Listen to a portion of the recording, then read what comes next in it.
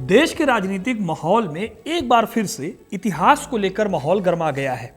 8 दिसंबर के दिन पार्लियामेंट में करीब 10 घंटे तक बहस चली इतिहास के एक विषय पर। विषय था वंदे मातरम का।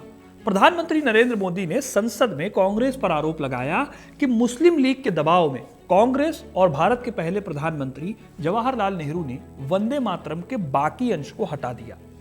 यह भी कहा गया कि यह कदम विभाजन के लिए जिम्मेदार था। अब यहां आपको मैं ये बता देता हूं कि वंदे मातरम से 4 स्टैंजा को हटाया तो गया था, लेकिन सवाल उठता है कि आखिर वंदे मातरम के उन 4 स्टैंजा को हटाया क्यों गया? क्या जवाहरलाल नेहरू अकेले थे ये फैसला लेने वाले, या फिर और भी लोग थे जिन्होंने वंदे मातरम की लाइंस को हटाने की वकालत की थी? ओरिजिनल वंदे मातरम में आखिर क्या लिखा था और कौन थे इस गीत को लिखने वाले बंकिम चंद्र चटर्जी, और कैसे ये गीत भारतीय क्रांतिकारियों और आजादी के मतवालों के दिलों में बसता चला गया? क्या आप जानते हैं कि देश की संविधान सभा ने वंदे मातरम को राष्ट्रगान की बजाय राष्ट्रगीत के तौर पर क्यों अपनाया? अगर जिन्ना के दबाव में वंदे मातरम को काटा छांटा गया था, तो आजादी के बाद संविधान सभा ने उसे राष्ट्रगान बनाया क्यों नहीं? आज के इस वीडियो में मैं आपको वंदे मातरम से जुड़ा हुआ पूरा इतिहास, इसको लेकर किए गए दावे और एक एक विवाद की कहानी सुनाऊंगा। तो वीडियो को इन तक जरूर देखिएगा, क्योंकि अपना इतिहास नहीं जानोगे तो खुद को कैसे पहचानोगे। वंदे मातरम की कहानी शुरू होती है 1870 के दशक के बंगाल से। बंगाल में एक डिप्टी कलेक्टर अंग्रेजी हुकूमत की क्रूरता से परेशान था। हिंदुस्तानियों ने 1857 में जिस एकता की मिसाल दी थी, उससे अंग्रेज डर गए थे।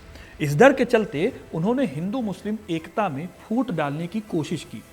बंगाल में बैठा ये डिप्टी कलेक्टर इसी दुविधा में था कि इतने सारे सपूत होने के बावजूद मां भारती इतनी कमजोर क्यों है? देश आखिर क्यों गुलामी की जंजीरों में जकड़ा हुआ है? इन्हीं सवालों से होते हुए फिर एक गीत निकला जिसका नाम था वंदे मातरम। ये गीत बाद में एक उपन्यास का हिस्सा बना जिसका नाम था आनंद मठ। आनंद मठ लिखने वाले इन्हीं डिप्टी कलेक्टर का नाम था बंकिम चंद्र चटर्जी। आपको हैरानी होगी जानकर कि बंकिम चंद्र उन शुरुआती भारतीयों में से थे जिन्होंने 1858 के बाद ब्रिटिश राज में डिप्यूटी मजिस्ट्रेट या डिप्टी कलेक्टर बनाया गया।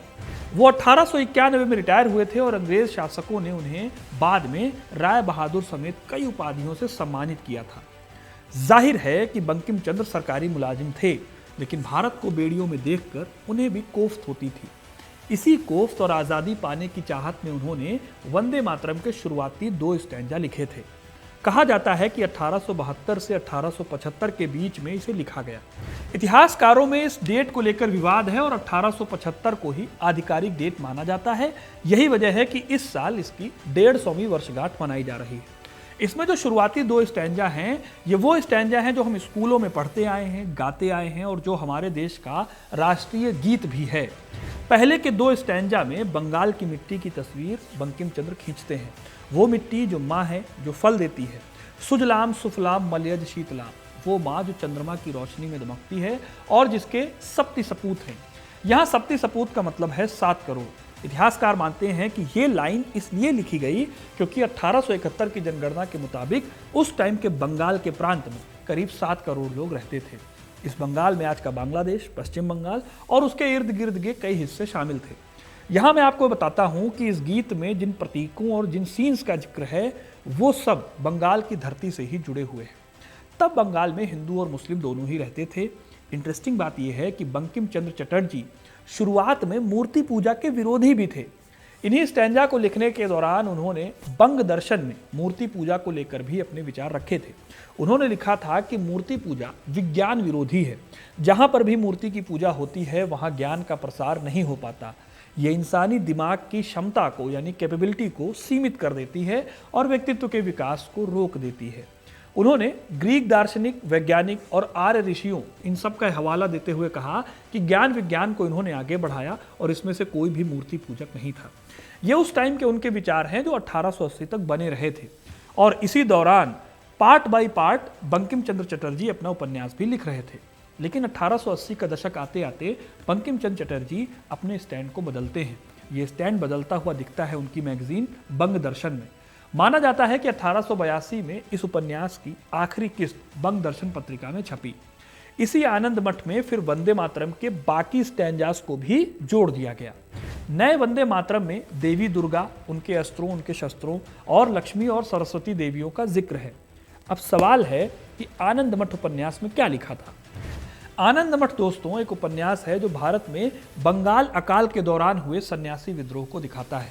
उपन्यास में कुछ गेरुआ वस्त्रधारी लोगों को बंगाल के दुर्भिक्ष से बचाने के लिए आते हैं और खुद को वो संतान कहते हैं। ये लोग मीर जाफर के क्रूर शासन के खिलाफ बगावत करते हैं। इसी उपन्यास में वंदे मातरम एक घोष वाक्य होता है, जैसे युद्ध घोषणा जिसको हम बोलते हैं। जैसे हम भारत माता की जय बोलते हैं, ठीक वैसे ही इसका इस्तेमाल हुआ। इसी गीत के बोल हैं, सुजलाम सुफलाम मलयज शीतलाम शस्य श्यामलम मातरम वंदे मातरम। गुरुदेव रविन्द्रनाथ टैगोर ने जब इस गीत को पढ़ा था तो उन्होंने इस गीत को लय दी और सुर भी दिया। साल 1896 में कांग्रेस के अधिवेशन में पहली बार इसे गाया गया। जल्दी ही ये गीत आज़ादी के आंदोलन में सबकी जुबान पर चढ़ गया। हर जगह इस गीत का इस्तेमाल होने लगा। यहाँ आपको याद दिला दूं कि राष्ट्रगान यानी जन गण मन अभी तक लिखा नहीं गया था। खैर, जैसे जैसे ये गीत पॉपुलर हुआ वैसे वैसे इसके साथ कंट्रोवर्सीज भी जुड़ती चली गई, विवाद जोड़ने लगा। शुरुआती स्टैंजा के बाद इसमें मूर्ति पूजा का जिक्र था और दूसरी दिक्कत ये भी थी कि आनंद मठ जो उपन्यास लिखा गया उसमें मीर जाफर के शासन को तो घेरा ही गया, उसको घेरते घेरते मुसलमानों के भी कई विवादित बातें लिखी गई थी। यहाँ आपको ये भी बात बता दूं कि इतिहासकारों के हिसाब से आनंद मठ शुरुआती चरणों में अंग्रेजी शासन के खिलाफ था, लेकिन धीरे धीरे ये किताब अंग्रेजी हुकूमत की खिलाफत से हटकर मुस्लिम खिलाफत पर आने लगी थी। अब जाहिर है कि जो ब्रिटिश हुकूमत देख रही थी इस किताब में और इस किताब के पहलुओं को, तो उन्हें हिंदू मुस्लिम विभाजन करने का मौका दिखा। लेकिन इस मौके से पहले ही इस गीत ने अंग्रेजों के खिलाफ एक आंदोलन को लीड कर लिया था। साल 1905 में अंग्रेजों ने बंग भंग का फैसला लिया, यानी बंगाल का विभाजन। यह विभाजन अपने आप में हिंदू और मुस्लिम एकता को तोड़ने की कोशिश थी। भारतीय राष्ट्रवादियों और क्रांतिकारियों द्वारा अंग्रेजों के इस फैसले का विरोध किया गया। इसी विरोध को हम स्वदेशी आंदोलन के नाम से पढ़ते हैं, जानते हैं। इस आंदोलन में सबसे बड़ा नारा उभर कर आया वंदे मातरम। इसे पॉपुलर करने में दो बड़ी घटनाएं थी। पहला, खुद गुरुदेव रविन्द्रनाथ टैगोर। अक्टूबर 1905 में खुद रविन्द्रनाथ टैगोर ने इस गाने को गाते हुए एक रैली निकाली। बंगाल के बंटवारे ने एक तरह से इस गीत को बंगाल का राष्ट्रगीत बना दिया। यह गीत खास तौर पर इसका जो मुखड़ा है वो अंग्रेजों के खिलाफ एक हथियार में बदल गया। इससे भी ज्यादा इस गीत को प्रसिद्धि एक और घटना ने दी। बंगाल के बारीसाल में बंगाल प्रोविंशियल कॉन्फ्रेंस की अध्यक्षता अब्दुल रसूल कर रहे थे। यहाँ पर अंग्रेजी सेना ने वंदे मातरम गाने के लिए लोगों पर बर्बर हमला किया। इस हमले से रातों रात ये नारा बंगाल ही नहीं बल्कि सारे देश में गूंजने लगा। जल्दी ही वंदे मातरम गीत इस रैली से निकलकर बंगाल के बाहरी हिस्सों में फैल गया। क्या पंजाब, क्या मद्रास, हर जगह ये गीत एक युद्ध घोष यानी वॉर क्राई की तरह इस्तेमाल होने लगा। भगत सिंह, सुखदेव, राजगुरु, राम प्रसाद बिस्मिल और अशफाक उल्लाह खान जैसे स्वतंत्रता सेनानियों ने भी वंदे मातरम को गाया। यहाँ ध्यान दीजिए कि हिंदू और मुसलमान दोनों इस गीत को गा रहे थे। 20वीं सदी का दूसरा दशक आते आते हालत ये हो गई कि ब्रिटिश विरोध अपने पीक पर पहुंचने लगा। इस बीच वंदे मातरम का नारा एक शेयर्ड राष्ट्रवाद का मंत्र बन गया। ये ठीक वैसे ही था जैसे क्रांतिकारी राष्ट्रवादियों ने इंकलाब जिंदाबाद का नारा बुलंद किया था। इन सब बातों से अंग्रेजी हुकूमत को एक बार फिर से चिंता होने लगी। इस चिंता के बीच उन्होंने इस गीत को घेरना शुरू कर दिया। अंग्रेजों ने इस गीत को जोड़ना शुरू किया मूर्ति पूजा से। कहा गया कि इस गीत में देवियों की उपासना की बात है, जो कि इस्लाम के एकेश्वरवाद के विचार के खिलाफ है। आईसीएस ऑफिसर जीए ग्रेयर्सन ने लिखा कि गीत में मां कोई और नहीं है बल्कि मां काली हैं, और जर्नलिस्ट हिस्टोरियन वैलेंटाइन चिरोल ने इस बात को लिखा कि यह सबसे क्रूर और अंधविश्वास है और भड़काने वाला है। इन्होंने कई मुसलमान एलिट्स के साथ मिलकर फिर एक माहौल तैयार किया और लिखा कि यह गीत एक खास धर्म के चश्मे वाले राष्ट्रवाद को बनाता है। 1909 में मुस्लिम लीग के नेता सैयद अली इमाम और उनके कुछ समर्थकों को यह गीत काफिरों का गीत लगा और उन्होंने मुसलमानों को इस गीत से दूर होने को कहा। जो नारा बंगाल की एकता का प्रतीक था और राष्ट्रीय आंदोलन में बहुत इंपॉर्टेंट भूमिका निभा रहा था, वो अंग्रेजों की सांप्रदायिक साजिश का शिकार हो गया। इस प्रचार का असर ये हुआ दोस्तों कि एक बड़ा मुस्लिम विरोध देखने को मिला। कई मुस्लिम संगठन खुलेआम इस गीत के खिलाफ पैम्फलेट छापने लगे। कहा जाने लगा कि कोई भी मुसलमान वंदे मातरम गीत नहीं गाएगा। अब एक्शन का रिएक्शन भी होना था। कई उग्र हिंदू नेशनलिस्ट ने मुस्लिम्स के इस विरोध का विरोध किया। कई घटनाएं दर्ज की गई जहां मस्जिदों के सामने वंदे मातरम गाया जाने लगा। खाई बढ़ती जा रही थी, इसका फायदा ऑफ कोर्स ब्रिटिश हुकूमत को मिल रहा था। 1930 आते आते लगने लगा था कि विभाजन को शायद रोका नहीं जा पाएगा। इस बीच कांग्रेस की वर्किंग कमेटी के सामने एक बड़ा सवाल खड़ा हुआ। इस दौरान कांग्रेस अपने लिए राष्ट्रगान की भी खोज कर रही थी। सवाल खड़ा हुआ कि वंदे मातरम आखिर किसका गीत है? क्या ये सिर्फ हिंदुओं का गीत है या फिर इसमें सभी को एक साथ लेकर चलने की बात भी शामिल है? ये सवाल इसलिए भी उठाया गया क्योंकि 1930 का दशक आते आते मुस्लिम लीग नाम से एक बहुत बड़ी पार्टी उभर रही थी और मुस्लिम लीग इस बात का दावा करती थी कि वो मुसलमानों का रिप्रेजेंटेशन करती है। इसी वजह से 1937 में इस सवाल को लेकर बातचीत हुई कांग्रेस की वर्किंग कमेटी और रविन्द्रनाथ टैगोर के बीच।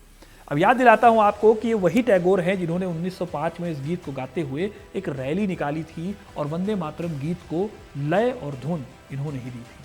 टैगोर ने इस गीत में एक बैलेंस साधने की कोशिश की। इन्हीं टैगोर ने 1937 में जवाहरलाल नेहरू को एक चिट्ठी लिखी। कहते हुए ये लिखा उन्होंने कि इस गीत के शुरुआती 2 स्टैंजा काफ़ी है। अब ऐसा नहीं है कि टैगोर की इस बात को नेहरू ने अकेले मान लिया या ये इन दोनों के बीच की ही बात थी।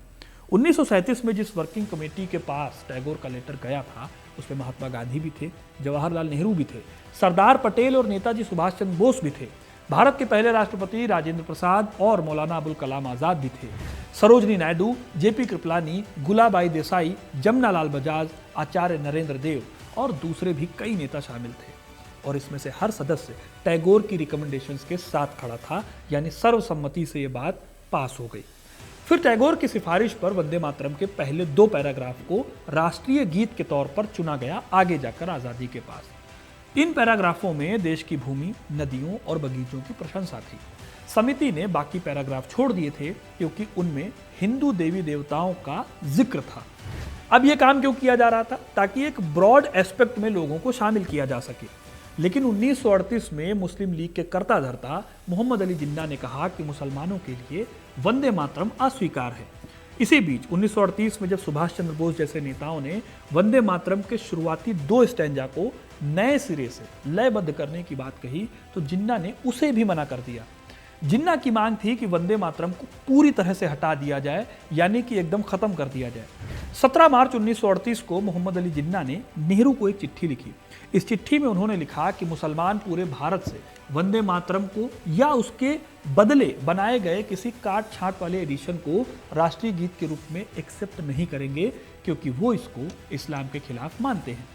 कांग्रेस का प्रस्ताव आने के कुछ महीनों बाद जिन्ना ने नेहरू को फिर लिखा और यही बात दोहराई कि मुसलमान वंदे मातरम या उसके किसी भी बदले हुए रूप को राष्ट्रीय गीत नहीं मानते। हालांकि जिन्ना की इन मांगों को नहीं माना गया और गीत के शुरुआती 2 हिस्सों को शामिल कर लिया गया। यहां पर आपको याद दिला दूं कि जिन्ना की बात को नहीं माना गया। जिन्ना ने कहा था कि पूरी तरह से इस गीत को हटा दिया जाए, जबकि कांग्रेस वर्किंग कमेटी ने इस बात को नहीं माना और उन्होंने कहा कि वो उस हिस्से को अपनाएंगे जिस हिस्से में सबकी बात शामिल हो जाती हो, सबकी आइडियोलॉजी और सबके धार्मिक विचारों का जहां पर सम्मान हो जाता हो। इस विवाद का एक पहलू यह भी है दोस्तों कि 1937 के चुनाव के बाद अलग अलग राज्यों में कांग्रेस की वर्किंग कमेटी ने काफ़ी बहस की। इन बहसों में कुछ एक राज्यों से आवाज़ उठी कि स्कूलों में वंदे मातरम की प्रार्थना को अनिवार्य किया जाए।